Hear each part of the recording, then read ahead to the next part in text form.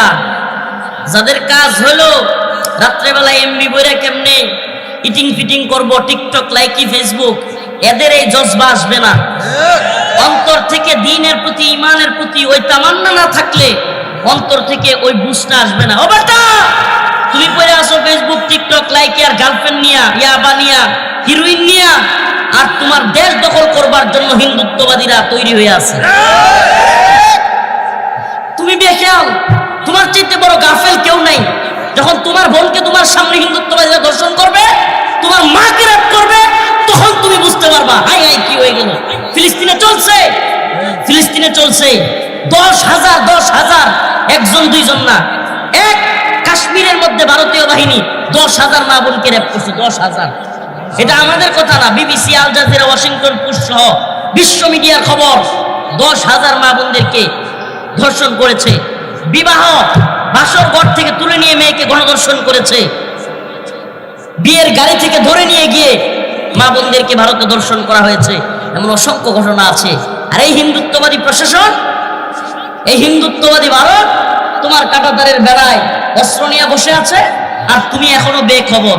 তুমি এখনো গাঁজা নিয়া, তুমি এখনো নারী নিয়া ফেসবুক, টিকটক, লাইকি, বা তুমি যেটাকে পছন্দ করো এটারই মনে করো তুমি খুব একটা ম্যাচিউর পারসন। আর যে জজবা দেখাইলো এর চাইতে বড় মনে হয় পাগল কেউ নাই, বরং তুমি আরো বড় পাগল। তোমার অন্তরের ভিতরে ইমানের ওই তাকাজাটা দরকার, জাতির প্রতি, উম্মার প্রতি এমন দরদ দরকার, যেই দরদ তোমাকে প্রয়োজনে দ্বীনের জন্য শহীদ হওয়ার তামান্না জাগাবে। ব্যর্থ তুমি যদি তোমার মায়ের ইজ্জত তুমি রক্ষা করতে না পারো। ব্যর্থ যুবক তুমি যদি তোমার বোনকে তোমার সামনে দর্শন করা হয় আর তুমি ফিরাইতে না পারো। ও আমার যুব সমাজ, এজন্য আপনাদেরকে বলি, আয়াতে কারিমা যেটা তিলাওয়াত করেছে, আল্লাহ বলেছেন ওয়ালা তাকুলু লিমান ইউকতালু ফি সাবিলিল্লাহি আমওয়াত বাল আহইয়া ওয়ালাকিন লা তাশউরুন। আল্লাহ রাব্বুল আলামিন বলেছেন, তোমরা আল্লাহর রাস্তায় যারা জীবন দেয় তাদেরকে মৃত বলিও না। কি বলো না? মৃত বলাও নিষেধ। আল্লাহর রাস্তায় যারা জীবন দেয় তাদেরকে কি বলা নিষেধ? বাল আহইয়া। আল্লাহ নিজে বলতেছে, আমাদের বলার দরকার নেই। আল্লাহ বলছে বাল আহইয়া, বরং তারা জীবিত। ওয়ালাকিন লা তাশউরুন, তোমরা সেটা অনুধাবন করো না, বুঝো না। হে মুসলমান, আল্লাহর রাস্তায় জীবন দেওয়ার চাইতে বড় পাওয়া মুমিনের জন্য আর কিছু হইতে পারে না। আল্লাহ রাসূল সাল্লাল্লাহু আলাইহি ওয়াসাল্লাম নিজে বলে গিয়েছেন, লাওয়াদিতু আন আগজুয়া ফাউকতাল থুম্মা আগজুয়া ফাউকতাল থুম্মা আগজুয়া ফাউকতাল। সুবহানাল্লাহ। আল্লাহ রাসূল বলেছেন, আল্লাহ আমার তো মন চায় আমার একটা জীবন দেন, আমি আল্লাহর রাস্তায়, আপনার রাস্তায় জিহাদ করতে গিয়ে, যুদ্ধ করতে গিয়ে শহীদ হই। আরেকটা জীবন দেন, আবারও গিয়ে আপনার রাস্তায় যুদ্ধ করতে করতে শহীদ হই। আয় মাওলা, যত জীবন দিবেন আর আপনার রাস্তায় গিয়ে শহীদ হব, এটা আমার তামান্না। সুবহানাল্লাহ। তাহলে রসুলের তামান্না যদি এটা হয়, তাহলে আমাদের তামান্না কি হওয়া উচিত বলেন না? শাহাদাতের তামান্না আছে তো? শাহাদাতের তামান্না আছে তো? প্রিয় ভাইরা আমার, বন্ধুগণ আমার, শহীদি একটা কাফেলাকে পৃথিবীর কোন সুপার পাওয়ার গোলাম বানাইতে পারবে না। শাহাদাতের তামান্না আছে, শাহাদাতের প্রেরণা আছে, এমন একটা জাতিকে কেউ গোলামে পরিণত করতে পারবে না। আমরা একমাত্র আল্লাহর গোলামি করি। আমরা ভারতের গোলামি করতে রাজি আছি? কথা বলেন না কেন? ভারতের গোলামি করবেন? ভারত যদি দেশ দখল করে নিতে আসে, ভারতের কাছে দেশ দিয়া গোলামি করব? হ্যাঁ প্রিয় ভাইরা আমার, বন্ধুগণ আমার, এটাই আপনার ঈমান রক্ষা করা, আপনার দ্বীন রক্ষা করা, আপনার ভূখণ্ড রক্ষা করা, এটা আপনার উপর ফরজ। এটা আপনার ফরজ। এই ফরজ বিধানকে হেলায় অবহেলা করে যদি গাফলতের ঘুমান অবস্থা হবে মায়ানমারের, রাখাইনের মতো, কাশ্মীরের মতো, ফিলিস্তিনের মতো। এই জন্য গাফলতের চাদর গায়ে না দিয়া সজাগ থাকতে হবে। কোন জাতি যদি সজাগ থাকে, কোন জাতি যদি সজাগ থাকে,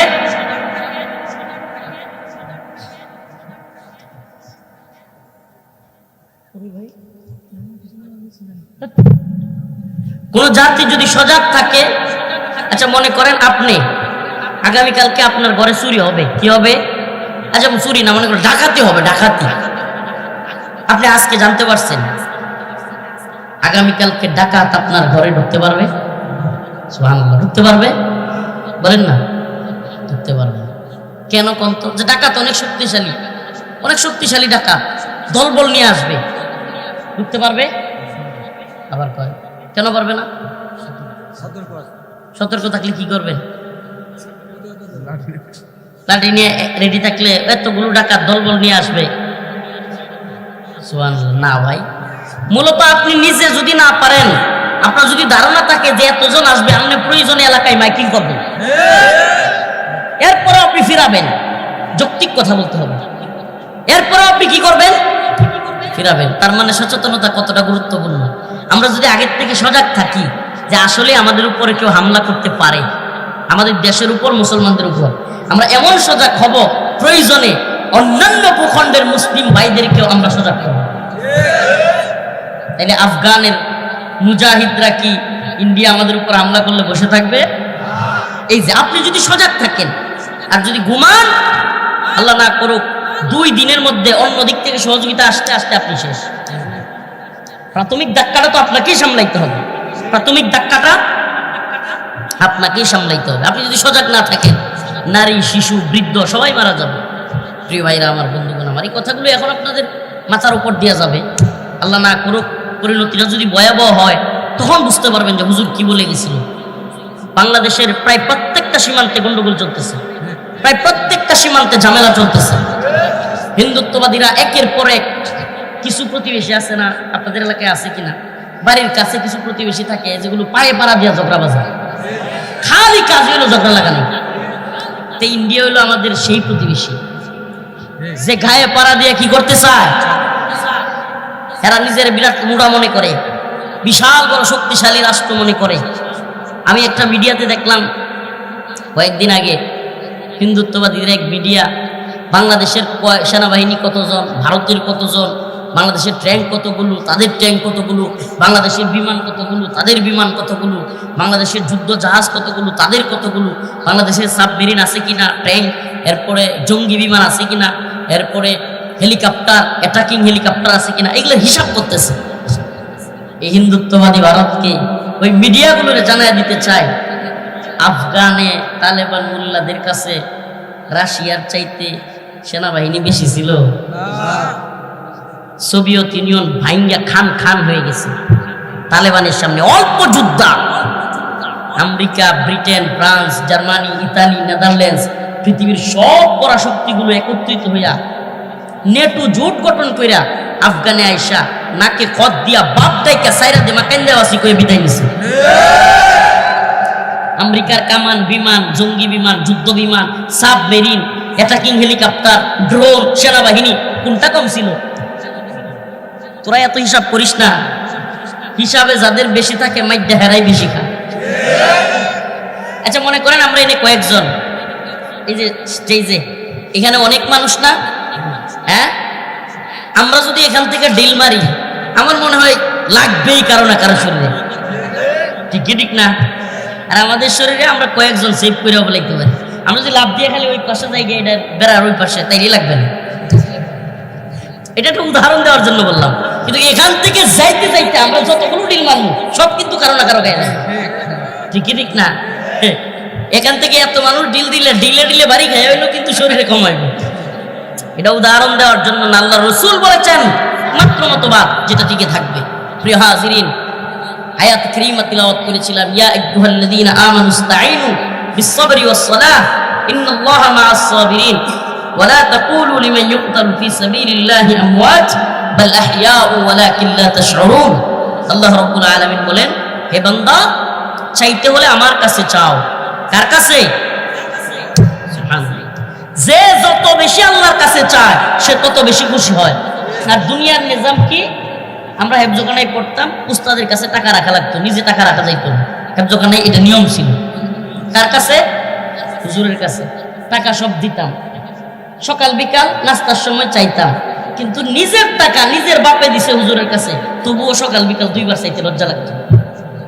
দেখেন, নিজের টাকা নিজের বাপে দিছে, তাও চাইতে কি হয়তো লজ্জা লাগতো, কিন্তু আল্লাহর কাছে চাইলে বলেন না, আল্লাহর কাছে চাইলে জামে মসজিদের উন্নয়ন কল্পে আল্লাহর কাছে দিবেন, দুনিয়ার কারোর জন্য চাই নাই।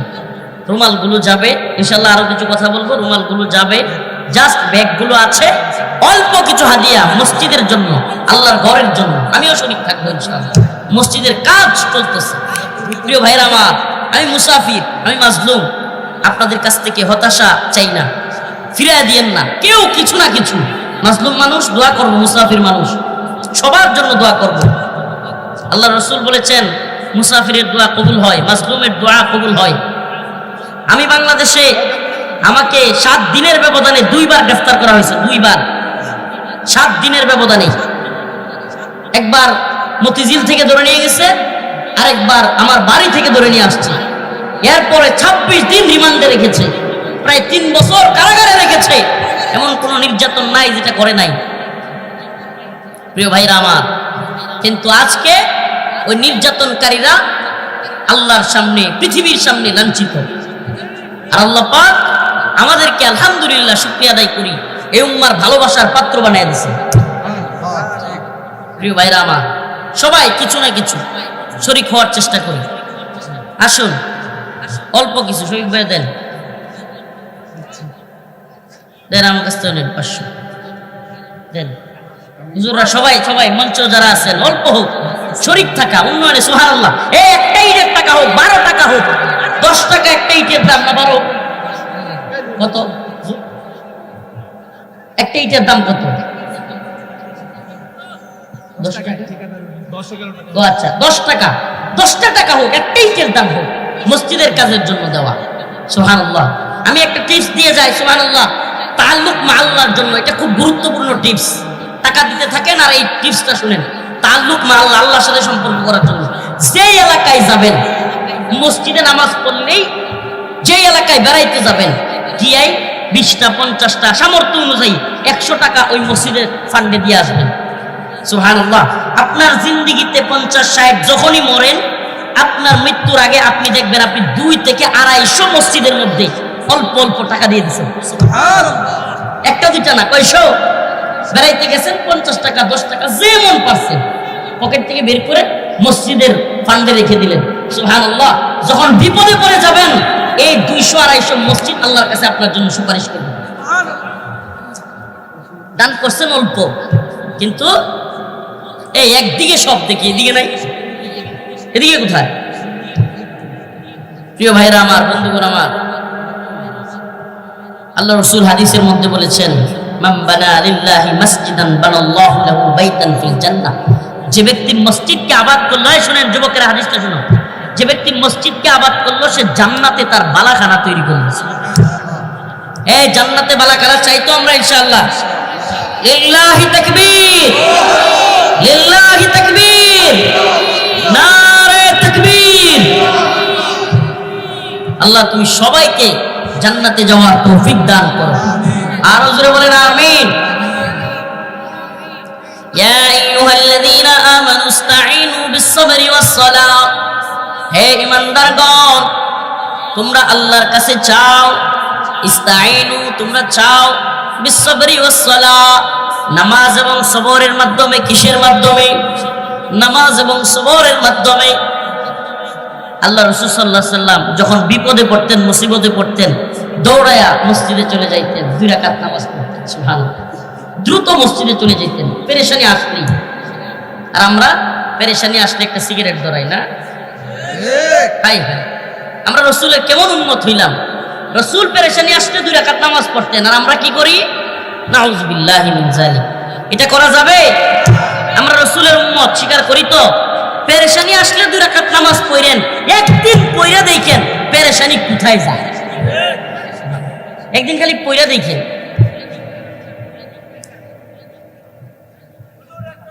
ইন্নাল্লাহা মা'আস সাবিরিন, নিশ্চয় আল্লাহ সবরকারীদের সাথে আছেন।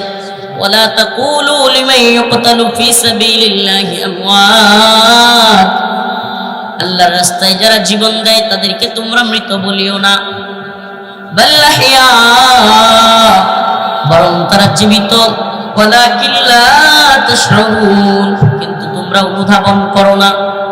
ওয়ালা নাবলুওয়ান্নাকুম বিশাইইন মিনাল খাউফ والجوع ونقص من الأموال والأنفس والثمرات জেনে রাখো অবশ্যই অবশ্যই তোমাদেরকে পরীক্ষা করা হবে আমাদেরকে পরীক্ষা করা হবে এটা আল্লাহর পক্ষ থেকে বলা হয়েছে এই দুনিয়ায় কষ্ট আসলে সবর করতে হবে কেন আল্লাহ নিজে বলছে আমাদের উপর পরীক্ষা আসবে মুসিবত আসবে কিন্তু সবর করতে হবে আল্লাহ পাক আমাদের সবাইকে সবরের মাধ্যমে আল্লাহকে পাওয়ার তৌফিক দান করুন এবং শাহাদাতের মাধ্যমে আল্লাহ পাক দ্বীনকে বিজয়ী করুন এবং দ্বীন বিজয়ী কাফেলায় আমাদেরকে শরীক হওয়ার তৌফিক দান করুন আর জোরে আওয়াজ করে বলুন আমিন আমি বিগত কয়েকদিন অসুস্থতার কারণে সিরাজগঞ্জের অনেক প্রোগ্রামে শরীক হইতে পারি নাই আমার জন্য খাস করে দোয়া করবেন আমিও আপনাদের জন্য দোয়া করি এক ভাইয়ের আবদার ছোট্ট দুইটা পংক্তি যেটা আমার মাকে আমি শোনাইতাম কারাগারে থাকতে আম্মা অনেক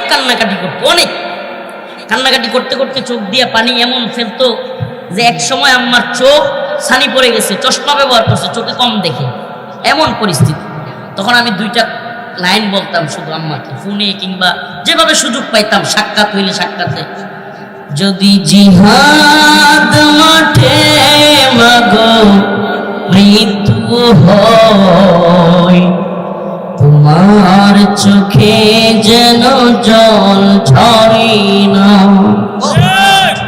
যদি জিহাদ মাঠে মাগো মৃত্যু হয় তোমার চোখে যেন জল ঝরে না কিয়ামত পরিচয় দেবে তুমি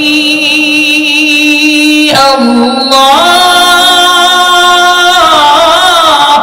আমি শহীদের মা যদি জিহাদ মাঠে মাগো মৃত্যু হয় তোমার চোখে যেন জল ঝরে না والثمرات وبشر الصابرين صدق الله مولانا العظيم وصدق رسوله النبي الكريم ونحن على ذلك من الشاهدين والشاكرين والحمد لله رب العالمين شكرا قدرت شريف اللهم صل على محمد وعلى آل محمد كما صليت على إبراهيم وعلى آل إبراهيم إنك حميد مجيد اللهم بارك على محمد وعلى آل محمد كما باركت على إبراهيم وعلى آل إبراهيم إنك حميد مجيد নিয়ামতপুর দক্ষিণ পাড়া যুব সমাজের উদ্যোগে দারুত তাকওয়া জামে মসজিদের উন্নয়ন কল্পে আজকের এই অষ্টম বার্ষিক ওয়াজ মাহফিলের সম্মানিত উলামায়ে কেরাম মুরব্বিয়ান আযম প্রিয় যুবক ভাইরা স্নেহের ছোট ভাইরা পর্দানিশীন শ্রদ্ধেয় মা ও বোনেরা আল্লাহ রাব্বুল আলামিনের দরবারে অসংখ্য অগণিত শুকরিয়া যে মহান রব্বুল আলামিন আপনাকে আমাকে কোরআন সুন্নাহ থেকে কিছু কথা বলবার এবং শুনবার জন্য এত সুন্দর ব্যবস্থাপনা যুব সমাজের মাধ্যমে করে দিয়েছেন সেজন্য সকলে অন্তরের অন্তঃস্থল থেকে কালিমাতুশ শুকর আদায় করে স্বতঃস্ফূর্ত আওয়াজ করে বলে আলহামদুলিল্লাহ আর জোরে আওয়াজ করে বলে আলহামদুলিল্লাহ আল্লাহ পাক বলেন লাইন শাকারতুম লাযীদান্নাকুম যারা আমার নিয়ামতের শুকরিয়া আদায় করে আমি নিয়ামত আরো বাড়ায় দিই সুবহানাল্লাহ ওয়া ইন কাফারতুম ইন্না আযাবি লাশাদীদ আর যারা নিয়ামতকে অস্বীকার করে আল্লাহ পাক তাদেরকে শাস্তির আওতায় নিয়ে আসেন আল্লাহ পাকের প্রত্যেকটা নিয়ামতের আমাদের শুকরিয়া আদায় করা উচিত। আমাদের এই জীবন, আমাদের এই সময়, সবটাই আল্লাহর পক্ষ থেকে দেয়া নিয়ামত।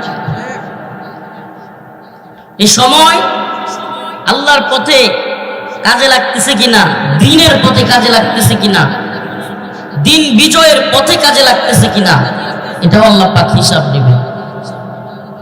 দিন বিজয়ের পথ তো দূরে থাক, আমাদের অনেকেই, আল্লাহ মাফ করো, ঠিক মতো নামাজই পড়ি না, বাবা মাকে কষ্ট দেই, মুরব্বীদেরকে কষ্ট দেই, হালাল ইনকামের দ্বার দাঁড়ি না। প্রত্যেকটা নিয়ামতের ব্যাপারে ওয়ালা তুসআলুন্না ইয়াওমাইযিন আনিন নাঈম, প্রত্যেকটা নিয়ামতের ব্যাপারে আল্লাহ পাক জিজ্ঞাসা করবেন। অতএব নিয়ামত, এটার কদর করা চাই। যে কোনো নিয়ামত হোক, প্রত্যেক ঊর্ধ্বতনকে তার অধীনস্থের ব্যাপারে জিজ্ঞাসাবাদ করা হবে। অধীনস্থদের ব্যাপারে ঊর্ধ্বতনদেরকে জিজ্ঞাসাবাদ করা হবে। ফ্যাক্টরির মালিক তার কর্মচারীরা সময় মতো নামাজ পড়তে পারছে কিনা, এটার ব্যাপারে জিজ্ঞাসিত হবে। বাড়ির ঘরওয়ালা ঘরের ব্যাপারে জিজ্ঞাসিত হবে। যদি মেয়ে পর্দা না করে, আমি মাত্র আসার পথে দেখলাম এদিকে মা বোনেরা রাস্তায় দাঁড়ায় আছে, দিন বুঝে না, এই মাহফিল করে লাভ নাই। শরঈ বিধান, আল্লাহর প্রদত্ত ভাবে যেটা ফরজ আল্লাহ করেছেন সেটা বাদ দিয়ে আমি যদি পর্দার খেলাফ করে কোনো হুজুরকে দেখতে আসি, সেটা রেখে দিলে ভালো হয়। কারণ পাগুলো এত উপরে থাকে যে আমার এখানে কোরআনটা থাকলে কেমন লাগে। কোরআন দিতে হলে উপরে স্ট্যান্ড দিতে হবে। এটা কিন্তু আমরা অনেক জায়গায় আমি দেখছি কোরআনের এই বেহরমতিটা। আপনি আচ্ছা বলেন তো, আমরা যখন বৈশা কোরআন করি তখন রেহাল কেন নেই? তাহলে চেয়ারে বৈশা যখন ওয়াজ করবে তখন যদি কোরআন এখানেই থাকে, তাহলে এটা কি বেহরমতি না? যে আমার পায়ের নিচে কোরআন, নাউজুবিল্লাহ। এই জন্য কোরআন দিতে হলে স্টেজে যদি কোরআন দেন, অবশ্যই কোরআনে কারীম দেওয়ার সময় একটা স্ট্যান্ড দিতে হবে। স্ট্যান্ড আছে অনেক সুন্দর সুন্দর, বললে যারা এগুলো আনে এরাও দিতে পারবে। প্রিয় ভাইরা আমার, তাহলে মাহফিল এটা শোনা কি ফরজ? ওয়াজিব না, কিন্তু পর্দা করা, বলেন না পর্দা করা, বরং যেই মেয়ে পর্দা করে নাই তার জন্য এই মাহফিলে আসার বরং গুনাহ হয়ে গেছে। শুধু গুনাহ না, অনেক বড় রকমের গুনাহ। আরেকটা বিষয় কি, যে স্বামী তার স্ত্রীকে পর্দায় রাখলো না, যে বাবা তার মেয়েকে পর্দায় রাখলো না, যে ভাই তার বোনকে পর্দার ব্যবস্থা করলো না, রাখলো না, কিংবা তারা যে পর্দায় না থাইকা ঘুরে, এই ব্যাপারে সে খুশি, এই ব্যক্তিকে হাদিসের ভাষায় দায়ুস বলা হয়েছে। দায়ুস, সে কোনোভাবেই জান্নাতে যাবে না। নাউজুবিল্লাহ, বলেন না নাউজুবিল্লাহ। আসুন আল্লাহ পাক যেন আমাদেরকে দায়ুসের খাতায় নাম না ফেলে, এই জন্য আল্লাহর কাছে পানাহ চাই। কি বললাম, আবারও বলতেছি, যে স্বামী তার স্ত্রীকে পর্দা করায় না, যে ভাই তার বোনকে পর্দা করায় না, যে বাবা তার সন্তানকে পর্দা করায় না, মেয়েকে, কিংবা তারা যে পর্দা করে না, অপর পুরুষের সাথে মেলামেশা করে, হাঁটে চলে, কথাবার্তা বলে, এতে সে খুশি, নাউজুবিল্লাহ, তাহলে তার দায়ুস হওয়ার জন্য এতটুকুই যথেষ্ট। আর দায়ুস জান্নাতে যাবে না, নাউজুবিল্লাহ। তো যে কথাটা বলবার জন্য বলছিলাম যে নিয়ামত, প্রত্যেকটা নিয়ামতের ব্যাপারে আমরা জিজ্ঞাসিত হব। এই যে সুন্দর চেহারা, এই যে সময়, এই যে রুচি, খাইতে পারা, সুবহানাল্লাহ, কত নিয়ামত। এই যে বাতাস, আজকে দেখেন লস অ্যাঞ্জেলেসে আগুন লেগে গেছে, আমেরিকার এই শহর, তারা আল্লাহর পক্ষ থেকে এত বড় নিয়ামত পেয়েছিল, এত সুন্দর জায়গা, ঘুরতে যাওয়ায় মানুষ, এত এলাকাটা খুব সুন্দর, কিন্তু এখানে ফরেন ইন্ডাস্ট্রি, নাউজুবিল্লাহ, আধুনিক বিশ্বের যুব সমাজকে, যুবক যুবতীদেরকে নষ্ট করার জন্য ফোনে ফোনে এই ফরেন ইন্ডাস্ট্রির নির্মাতারা এরা ওই জায়গায়, এখানে এমন কোনো অশ্লীলতা নাই যেটা সেখানে হয় না। আর আল্লাহ পাক যেখানে আল্লাহর অবাধ্যতার চূড়ান্ত পর্যায়ে চলে যায়, আল্লাহ পাক সে জাতিকে আযাবের মাধ্যমে ধ্বংস করে দেয়। তাহলে এই যে তারা নিয়ামত আল্লাহ পাক দিয়েছিলেন, সুন্দর সুন্দর জায়গা, টাকা পয়সা সবকিছু দিয়েছিলেন, কিন্তু উল্টা আল্লাহর নিয়ামতকে তো অস্বীকার করেছে, ফাহেশা কাজের মধ্যে জড়িত হয়েছে, গোটা পৃথিবীতে অশ্লীলতা বেহায়াপনা ছড়াইয়া দিছে। আর আল্লাহ পাক তাদেরকে এমন ধরা ধরছে যে আগুনে দাবানল, তাদের কোনো ধরনের প্ল্যান কাজ করতেছে না, কোনো ধরনের মেশিন, নতুন নতুন আবিষ্কার করা যন্ত্রপাতি কোনো কিছু কাজ করতেছে না, সব অচল হয়ে গেছে। এখন একটা ভিডিওতে দেখলাম, সুবহানাল্লাহ, একটা ভিডিওতে দেখলাম শেষ পর্যন্ত ওই যে সাধারণ মুসলমান যারা আগুন নিভাইতে গেছে বা সাহায্য কর্মী, এদেরকে দিয়ে আজান দেওয়াইতেছে, আজান। চিন্তা করছেন? এখন করোনা আসার পরেও অনেকেরে দেখেন নাই যে উনি বাবা কি ভালো সাজছে, বিপদে পড়লে কিন্তু মানুষ ভালো সাজে। সারা পৃথিবীতে করোনার সময়, আপনারা কি করোনার সময়টা ভুলে গেছেন নাকি? ভুলবেন কি করে? এদেশের প্রধানমন্ত্রী শেখ হাসিনা লকডাউন দিয়ে সব হুজুর করে ধরছে, এটা কি বলা যায়? লকডাউন যখন করোনা এরকম নাই, তারপরেও লকডাউন কেন? লকডাউন দিয়ে সকল আলেমদেরকে গ্রেফতার করা হয়েছে। ওই করোনার সময় গোটা পৃথিবীর কোন জায়গায় ওই যুদ্ধ হইতে শুনছেন? রাশিয়া ইউক্রেনের যুদ্ধ হইতে শুনছেন? হ্যাঁ, ফিলিস্তিনে কি করোনার সময় আবার কি যুদ্ধ হয়েছে জানে না খবর? করোনার সময় কোন যুদ্ধ, কিসের যুদ্ধ? ঘর থেকে কেউ বের হয় না, ভাইয়ের লাশ ভাই ফেলাইতে। আমার গ্রামের খবর আমি জানি, ভাই মারা গেছে, লাশটা পর্যন্ত গিয়া ছুঁয়ে দেখেন। স্বামীর লাশ স্ত্রী ফেলা রেখে চলে গেছে বাপের বাড়ি। ইতালি থেকে স্বামী আসতেছে শুই নেয়, ইতালি বেশি করোনা, স্ত্রী হাওয়া। যে সন্তানের জন্য, যে পরিবারের জন্য সব করে, দিন শেষে তারাও দেখে না। এই হলো পৃথিবী। এই করোনার সময় দেখা দিছে যুদ্ধ, বিগ্রহ, দাপট, ক্ষমতা এগুলা কিছুই না। ঠিক কি ঠিক না? এই জন্য নিয়ামত আল্লাহ পাক যে নিয়ামত দেন, আল্লাহ নিজে বলছেন, কুলিল্লাহুম্মা মালিকাল মুলক তুতিল মুলকা মান তাশা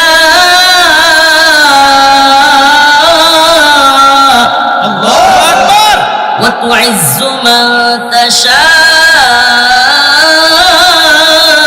ওয়া তুযিল্লু মান তাশা। কুলিল্লাহুম্মা মালিকাল মুলক তুতিল মুলকা মান তাশা ওয়া তানজিউল মুলকা মিম্মান তাশা ওয়া তুইজ্জু মান তাশা ওয়া তুযিল্লু মান তাশা বিয়াদিকাল খায়র। আল্লাহ বলেন, ক্ষমতার মালিক হলাম আমি। সুবহানাল্লাহ। ক্ষমতার মালিক কে? তাবারাকাল্লাযী বিয়াদিহিল মুলক ওয়া হুয়া আলা কুল্লি শাইইন কাদির।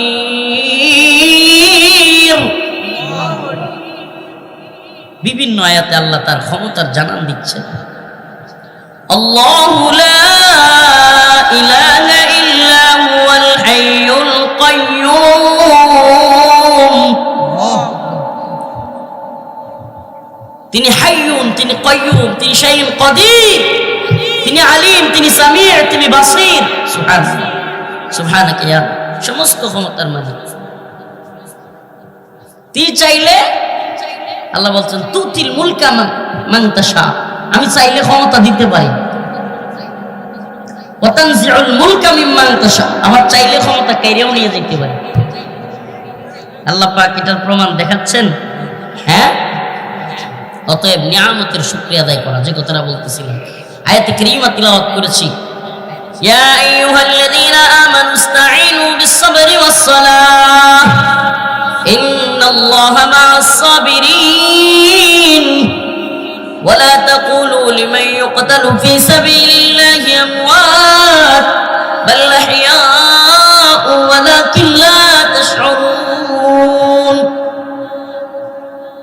আল্লাহ রাব্বুল আলামিন বলেন, হে মুমিনেরা, ইস্তাঈনু বিস-সাবরি ওয়াস-সালাহ, তোমরা আল্লাহর কাছে চাও সবর এবং নামাজের মাধ্যমে। আল্লাহর কাছে চাইতে হবে। কার কাছে? এই বলেন না, চাইতে হবে কার কাছে? এই দুনিয়ার কারো কাছে চাইলে সবকিছু পাবেন? নাউজুবিল্লাহ। এখন দুনিয়ায় পীরের কাছে, বাবার কাছে গিয়া সন্তান চাইলে সন্তান পাওয়া যাবে? সন্তান দেনেওয়ালা কে? বলেন না, কে? সন্তান দিতে পারেন। ঋণগ্রস্ত আছেন, ঋণ পরিশোধ করার ব্যবস্থা করে দিতে পারেন। অভাবী আছেন, অভাব দূর করতে পারেন। মানসিকভাবে বিধ্বস্ত, মন খারাপ, ভালো লাগে না, মন ভালো করে দিতে পারে। সুবহানাল্লাহ, সুবহানাকা ইয়া রব। তাহলে সেই মালিকের কাছে চাইবো। আরে দুনিয়ার কারো কাছে চাইলে, দুনিয়ার কারো কাছে হাত পাতলে ছোট হওয়া লাগে। মানুষ ছোট কয়, আশপাশ থেকে মানুষে কয়, দেখছি তুই তো অমুকের কাছ থেকে নিয়ে আসলস। বউয়ে কোটা দেয়, অমুকে তমুকে কোটা দেয়। কিন্তু আল্লাহর কাছে চাইলে আল্লাহ সম্মান আরো বাড়ায়া দেয়। যে আয়াতগুলো পড়েছি, একটা আয়াত, وَلَنَبْلُوَنَّكُمْ بِشَيْءٍ مِّنَ الْخَوْفِ وَالْجُوعِ وَنَقْصٍ مِّنَ الْأَمْوَالِ وَالْأَنفُسِ وَالثَّمَرَاتِ وَبَشِّرِ الصَّابِرِينَ। আল্লাহ পাক পরীক্ষার কথা বলতেছেন। এই দুনিয়াটা আমাদের পরীক্ষার জায়গা। প্রিয় ভাইরা আমার, এই দুনিয়ায় বিভিন্ন ধরনের পরীক্ষা আসবে। মামলার পরীক্ষা আমাদের উপর আসছিল, রিমান্ডের পরীক্ষা, হামলার পরীক্ষা আমাদের উপর আসছিল, নির্যাতনের পরীক্ষা, জেলের পরীক্ষা আমাদের উপর আসছিল। আলহামদুলিল্লাহ, আল্লাহ পাক আমাদেরকে সবর করার তৌফিক দিয়েছেন। আমরা সবর করতে করতে জালেমদের পরিণতি আমরা দেখতে পাচ্ছি।